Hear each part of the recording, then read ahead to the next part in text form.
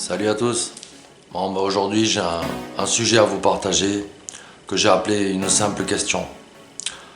Vous savez, j'ai une phrase qui dit ceci: la différence entre l'innocence et la sagesse ne varie qu'en fonction de l'ignorance de l'un et l'expérience de l'autre. L'un des deux a encore une vie à mener et l'autre a quelque chose à transmettre. Pour mon cas, c'est différent. Je n'ai pas mené quelconque vie que ce soit et on voudrait que j'ai déjà quelque chose à transmettre, au cas où. Mais qu'est-ce que vous voulez que je transmette à part tout ce que j'ignore de ce que je n'ai pas vécu, par refus ou par acceptation, tout simplement? Que voulez-vous que je fasse à part amener les autres à se poser des questions? Je n'ai pas le bagage nécessaire pour pouvoir poser une réponse concrète à des questions que vous pourriez ou même que vous devriez vous poser. Les gens censés, de par l'intelligence de leur cœur, me quitteront, si le bon sens l'exige, avec un tas de questions que je leur fais se poser, et non pas une réponse que je leur ai confiée pour qu'ils puissent la transmettre à leur tour. Je ne suis pas quelqu'un de mystérieux, au pire de notoire. Je suis en réalité la plus grande controverse de ce que peut être l'innocence dans un jugement rendu en sa défaveur de coupable de crime.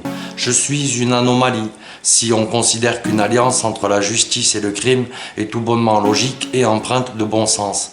Le crime n'en est plus un, vu que l'innocent ne l'est pas de par la base de cette histoire qui s'appelle le monde du mensonge. Mettez des années de mensonges répétitifs à ampleur démesurée, de manière crescendo, et une vérité seule et unique, trempée dans le béton armé face au carton-pâte de ce que représente le mensonge. Je ne peux pas vous apprendre quoi que ce soit. En retour, ce que le bon sens exige, c'est que vous ne pouvez pas vous permettre de ne pas vous poser de questions. Les seules choses que je sais, vous ne les avez jamais sues. J'ai même failli les oublier alors que vous ne les aviez même pas apprises.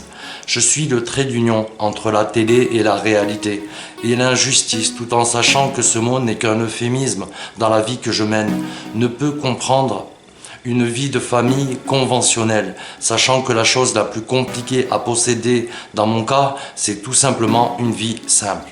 Si un jour je devais construire ma vie sur ce tas de mensonges, sans que le poteau rose n'ait été dévoilé et que vous en tireriez alors une réponse concrète, avoir du coup une conclusion à entrevoir de manière juste et impartiale, comme le ferait la justice d'antan, je devrais la concevoir sûrement seule, pour ne pas qu'une potentielle famille ait à subir les conséquences de votre folie, une fois plongée dans l'ombre.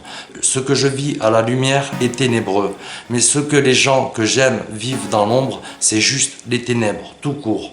Je ne peux pas, mis à part par les surprises que la vie nous réserve ou la surprenante apparition de la main de la folie, subir un coup de grâce qui me laissera non plus sans voix, mais sans vie, dû à la vie que je mène justement. Alors à ceux qui me prétendent fous, car c'est ce qu'on leur a inculqué dès la naissance, et que l'on ne leur a même pas appris ce qu'était son antipode, c'est-à-dire la raison même, la seule réponse que je peux leur fournir, c'est: ne serait-ce qu'un jour dans votre vie, remettez tout en question, ce que vous pensez savoir de par la transmission qui vous a été donnée par de sages ignorants, et ce en quoi vous croyez personnellement, avec le plus grand bon sens qui soit, pour vous permettre de vous positionner au moins une fois à votre place légitime dans votre vie d'apprenti. Moi, je dois vous transmettre, apparemment, car je n'ai rien vécu à part le prix que coûte le mensonge collectif. Je n'ai pas fait ma vie. Je n'ai ni femme ni enfant. Je n'ai même pas une situation sociale, étant donné que je ne fais plus forcément partie de cette société, tout en sachant qu'elle me tourne autour. Croyez-vous que le sacrifice que je n'ai même pas choisi de mon plein gré, mais que j'ai appris à accepter avec le temps, fait de moi un vrai fou? Je n'ai pas choisi de construire, car toute bâtisse conçue par tout l'amour que puisse posséder mon cœur est vouée à être détruite par les harceleurs, les menteurs, les criminels, et en plus les ignorants qui n'ont plus foi qu'en les sans foi ni loi, et qui seraient prêts à tout pour me faire taire. Imaginez le prix que vous devriez payer du simple fait de m'aimer, et non pas me tourner autour dans l'espoir ou l'illusion que vous transmettez aux autres que vous me manipulez. Êtes-vous prêt à payer votre sincérité au prix fort qu'implique l'injustice dans l'absolu relatif? Je vous aime à tous, donc ne m'approchez pas pour votre sérénité, et ne venez pas chercher en moi des réponses que je ne peux vous obtenir. Mon combat est trop grand pour que je partage ma bataille avec vos personnes. La seule chose la plus sensée et juste que je puisse vous partager, c'est que vous partirez, si vous êtes assez ouvert d'esprit pour le faire, sur un point interrogatif significatif. Je ne suis pas Judas, berger de contrefaçon. Je suis juste moi, la victime d'une malfaçon, de la justice soumise à la loi du silence par le crime.